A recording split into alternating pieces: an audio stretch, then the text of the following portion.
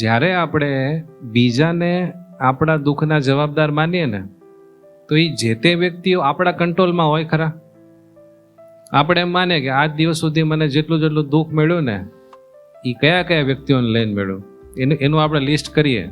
આ 1, આ 2, આ 3, આ 4, આ 4 જણા છે ને, એણે જ મારી પથારી ફેરવી છે, એવું આપણને હોય ને. 1, 2, 3, 4 કીધું ને, તમને બધાને મગજમાં આવ્યા છે વ્યક્તિઓ. એની ઉપર આપણને દાજ કેવો ખબર, એ ભેગા થાય એક લાફો મારવાનું મન થાય. પણ હવે સમાજની રીતે એ યોગ્ય ન કહેવાય, પણ આપણને દાજ તો હોય. આણે મને બહુ હેરાન કર્યો છે, આને લઈને છે ને આમ ત્રાસ થઈ. આપણા મગજમાં એની ફિલિંગ જે હોય ને, એ જાય જ નહીં. પણ તમે વિચારો, એ 4 જણા હોય એવા, એ 4 જણાને તમે કંટ્રોલ કરી શકો? એ તમારા કંટ્રોલમાં હોય ખરા? આપણે એને દુઃખના જવાબદાર માનીએ છીએ. આપણા દુઃખના જવાબદારી 4 છે એમ. એ 4ને તમે કંટ્રોલ કરી શકો? ન કરી શકો.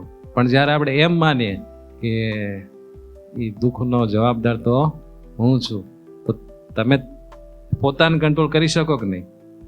થોડીક વાર લાગે, પણ આપણામાં ફેરફાર કરીને આપણને સુધારવા હોય, એ હેલું પડે ને. સામેના 4 જણાને તમે કઈ રીતે સુધારી શકો? એટલે જીવનમાં ગમે ત્યારે દુઃખ આવે ત્યારે માનું કે જે દુઃખ આવ્યું એનો જવાબદાર હું. એટલે મારે જ આમાં સ્વીકારવાનું છે, સુધારવાનું છે, અને પછી ભૂલી જવાનું છે.